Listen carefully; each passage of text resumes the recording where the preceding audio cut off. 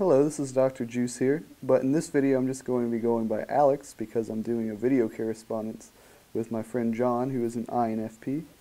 How this is going to work is we're just going to talk about a certain topic of MBTI, give all our thoughts on it, and then I'll send this video over to John, and John will just give his thoughts on that, and we'll just kind of do a correspondence like that, back and forth. The first topic, I think we're just going to talk about MBTI complements, I guess you could say, which is basically like types, how the interactions between types with opposite introversion and extroversion, and opposite P/J, but have the same two middle letters. So like I'm an INTP, I guess my complement would be like an ENTJ, whereas John is an INFP, his complement would be an ENFJ. So basically, yeah, these complements are just going to have your dominant function, except reversed in orientation, like reversed in introversion or extroverted. So for instance, my dominant function is introverted thinking. My complement ENTJ has extroverted thinking. My second function is extroverted intuition, whereas the ENTJ's second function is introverted intuition. So yeah, I thought I'd just talk a little bit about my interactions with ENTJs and a little bit about ESTJs too, because that's relevant in this conversation. So my interactions with extroverted thinkers are generally positive. I always have a clear idea of where they're going with something, or what's going on in their head, why they're saying the things they are. And I'm very good at accommodating, like being accommodating of an extroverted thinker. Like I know what types of things they're looking for, and I'm good at delivering on those types of things. So they want to be efficient, they want you to be efficient, they want you to be direct. I'm very good at delivering on those things. And I'm very good at understanding like the goals that they're working towards and how I can help improve upon working on those same goals. This is in contrast to, like, for instance, what I'm doing with introverted feelers or extroverted feeling dominance.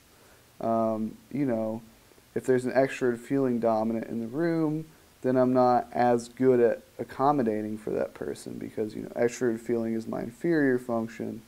Working to help improve the social situation just isn't as easy for me as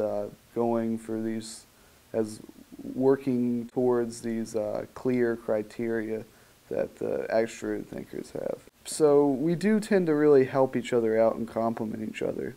Extroverted thinkers can really give me direction.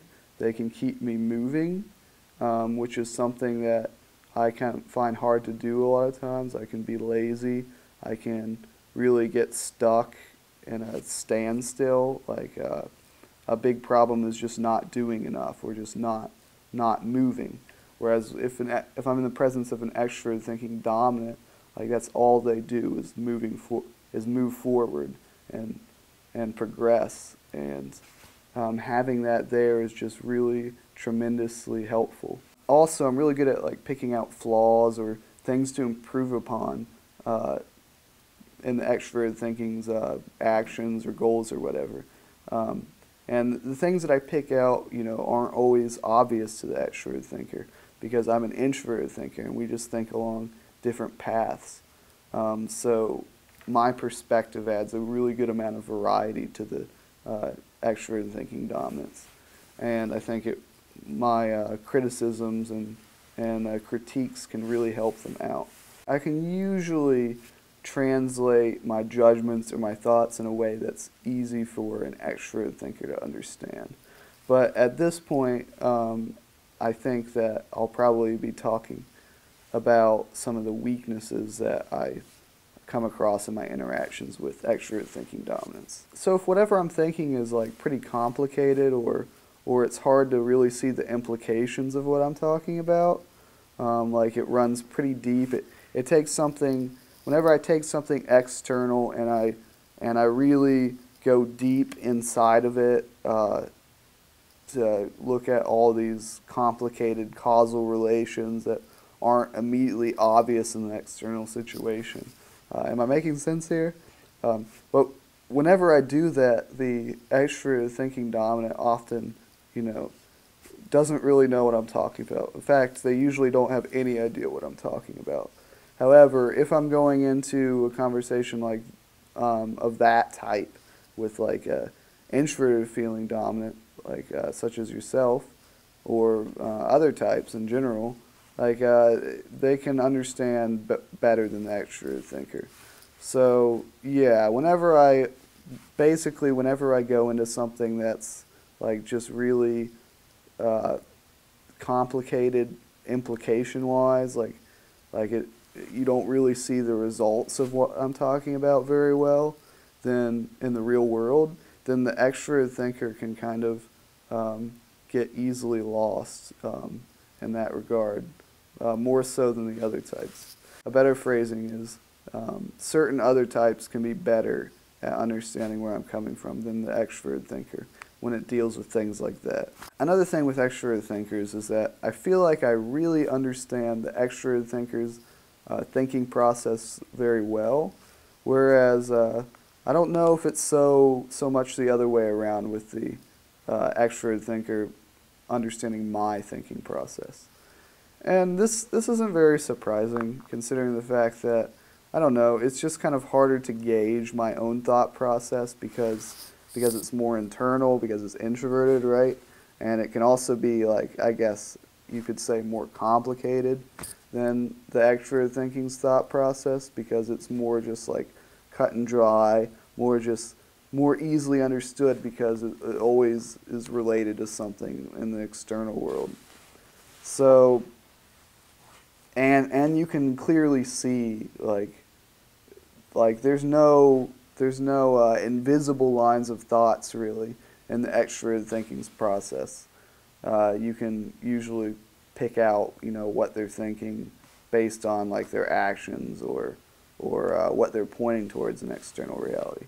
Whereas with my thinking process, with the introverted thinking process, it's just, I think, much harder to gauge just in general. So because of that, I feel like extroverted thinkers don't really understand my thinking process as well as I understand theirs. Sometimes I can run into some friction with extroverted thinking types. It basically just becomes, if they're too sterilizing about or too rigid about their judgments, and they're so focused on the external reality that they're not really considering like all these implications that aren't obvious that I'm telling them about, then we can kind of meet like a standstill or a stalemate because they're so focused on the objective situation, whereas I'm really trying to bring to their attention these implications that might not be so obvious. And when this happens, like we just kind of meet a standstill. I'm